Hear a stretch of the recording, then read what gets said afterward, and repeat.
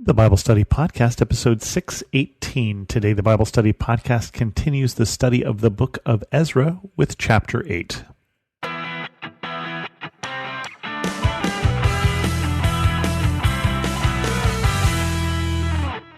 Welcome to the Bible Study Podcast. I'm your host, Chris Christensen. We mentioned last week that in chapter 7, Ezra joined the story and that he also came in with some other people. We start today with a list, which is always not my favorite part, but we've got the list of people who came from Babylon with Ezra. List of the family heads returning with Ezra. These are the family heads and those registered with them who came up with me from Babylon during the reign of King Artaxerxes.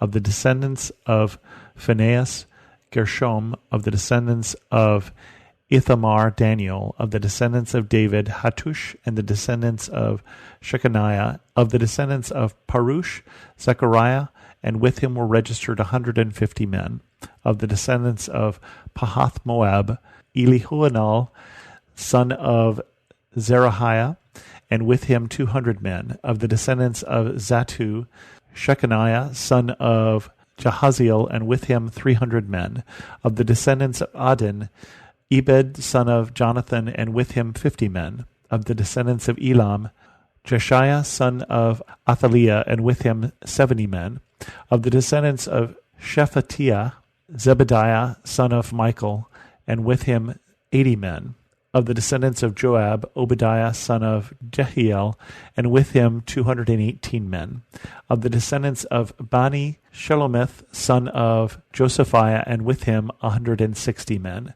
of the descendants of Bebai, Zechariah, son of Bebai, and with him 28 men; of the descendants of Azgad, Jehonan, son of Hakatah, and with him 110 men; of the descendants of Adonikim, the last ones, whose names were Eliphalet, Jeuel, and Shemaiah, and with them 60 men; of the descendants of Bigvai, Uttai, and Zakur, and with them 70 men. And so we have this relatively large group, almost 1,000 people who are coming with Ezra from Babylon. Not a lot of significance that jumps out to me in terms of the names of these people. Obviously, we have women and children also who are not named, but quite a large group was still in Babylon from the Babylonian captivity, and now it's more than a generation after they could go back, are finally going back here with Ezra. Of course, the two things I would say about this passage is, besides it being a test of pronunciation, and I don't swear that I got any of those correct, it's also a test of the editing skill, because I don't get these right on the first time, even if I knew what right was. And so these heads of families and those registered come, so we get the second wave of immigration back to Israel. And Ezra also then takes over the writing of the book at this point, or at least the book starts going into first person, I should say. And so Ezra is now our main narrator. The return to Jerusalem. I assembled them at the canal that flows through Ahava, and we camped there 3 days. When I checked among the people and the priests, I found no Levites there. So I summoned Eleazar, Ariel, Shemaiah, Elnath, Jarib, Elnathan, Nathan, Zechariah, and Meshullam, who were leaders, and Joiarib and Elnathan, who were men of learning. And I ordered them to go to Iddo, the leader in Casaphiah. And I told them to say to Iddo and his fellow Levites, the temple servants of Casaphiah, so that they might bring attendance to us for the house of our God. Because the gracious hand of our God was on us, they brought us Sherebiah, a capable man from the descendants of Mali, son of Levi, the son of Israel, and Sherebiah's sons and brothers, 18 in all. And Hashabiah, together with Jeshiah and the descendants of Merari and his brothers and nephews, 20 in all. They also brought 220 of the temple servants, a body that David and the officials had established to assist the Levites. All were registered by name. One of the interesting things here is we're bringing these Levites, so there'll be somebody to help do the worship in the temple, somebody who will help perform the ceremonies, because that was given in the Old Testament law to be the role of the Levites. But you have to understand that also we're talking about a society where you did what your father did. So it wasn't just that you were the baker's son, you were the baker, you were a Levite because you were a Levite, and therefore you performed what your father had performed in the temple. And so even now, where we are a couple generations away from these people worshiping in the temple, these are some of the descendants of the young men and women who were brought to Babylon, some of the best and brightest who were brought during the time of the captivity, who are now returning. And so they went and they specifically seek for these Levites, for these people who can be the priests and the attendants for the worship in the temple. From my research, I'm not exactly sure where he's sent to, but it looks like this is thought to be one of the other provinces of the Medes. And so these are people who also went into captivity probably, but didn't go to Babylon. And so he sends to this other region to find there these Levites. Continuing on, there by the Ahava Canal I proclaimed a fast so that we might humble ourselves before our God and ask him for a safe journey for us and our children with all our possessions.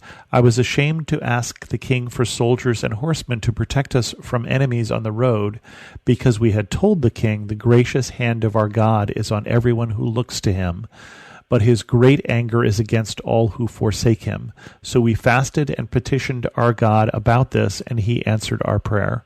Then I set apart 12 of the leading priests, named Sherebiah, Hashabiah, and 10 of their brothers, and I weighed out to them the offering of silver and gold and the articles that the king, his advisors, his officials, and all Israel present there had donated for the house of our God. I weighed out to them 650 talents of silver articles weighing 100 talents, and 100 talents of gold, 20 bowls of gold valued at 1,000 derricks, and 2 fine articles of polished bronze as precious as gold. I said to them, you as well as these articles are consecrated to the Lord. The silver and gold are a freewill offering to the Lord, the God of your ancestors. Guard them carefully until you weigh them out in the chambers of the house of the Lord in Jerusalem before the leading priests and the Levites and the family heads of Israel. Then the priests and the Levites received the silver and gold and sacred articles that had been weighed out to be taken to the house of our God in Jerusalem. And so they get ready to go, and the first problem they have is they've already told the king that God is a powerful God and his gracious hand will be on them. Well, then they can't then say, and could you protect us? Because that would be two different messages. And so they say to God, we are trusting in you. We told the king we were trusting in you. We're going to be consistent to our word and to our faith in you, that God can protect us on this journey. We don't need the king's soldiers to protect us. And so they start and they ask for God to protect them. They fast and they pray, because it is a long journey. As we said, it took months for them to travel, and there was always a risk of traveling, a risk of bandits, a risk of getting out there and that watering hole dried up, all sorts of things that might go wrong. And disease also would travel across these caravan routes. And so they stop and they say, before we do this thing which we think that God is calling us to do, let's call and ask him to bless it. And then they take all these items that are meant for the temple, all this treasure, and they give it to people who they believe to be responsible. They weigh it all, and they say, we're going to weigh it all at the other end. So even though they believe them to be responsible, they do also take some precautions. It continues. On the 12th day of the first month, we set out from the Ahava Canal to go to Jerusalem. The hand of our God was on us, and he protected us from enemies and bandits along the way. So we arrived in Jerusalem, where we rested 3 days. On the 4th day, in the house of our Lord, we weighed out the silver and gold and the sacred articles into the hands of Meremoth, the son of Uriah the priest. Eleazar, son of Phinehas, was with him, and so were the Levites, Jozabad, son of Jeshua, and Nohadiah, son of Binui. Everything was accounted for by the number and weight, and the entire weight was recorded at that time. Then the exiles who had returned from captivity sacrificed burnt offerings to the God of Israel, 12 bulls for all Israel, 96 rams and 77 male lambs, and a sin offering 12 male goats. All this was a burnt offering to the Lord. They also delivered the king's orders to the royal satraps and to the governors of Trans-Euphrates, who then gave assistance to the people and the house of God. And so Ezra is now in Jerusalem, Ezra and this new group of people, and we will see that his coming has an effect on the people and what they're going to do, because again, he is a teacher of the law, and that is what he is going to do.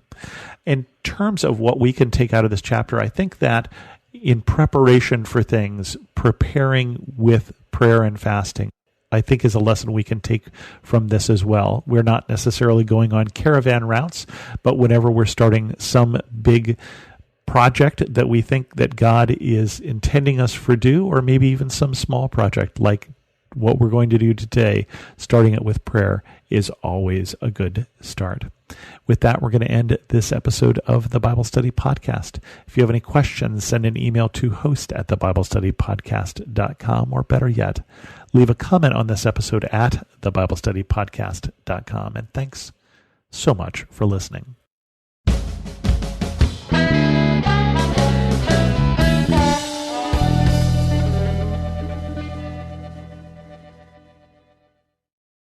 Finding uplifting news in today's headlines is often like searching for a needle in a haystack. At the Story Behind podcast, we believe in the power of finding heartwarming tales and are happy to share empowering stories with you every week. Hear about how Steve Harvey surprised a dying man on Family Feud with $25,000. Get inspired by the note a waitress received from a patron dining alone. And even hear about how one VIP passenger made a hard-working pilot get emotional before his flight. To start listening to the Story Behind podcast, visit lifeaudio.com or search Story Behind on your favorite podcast platform.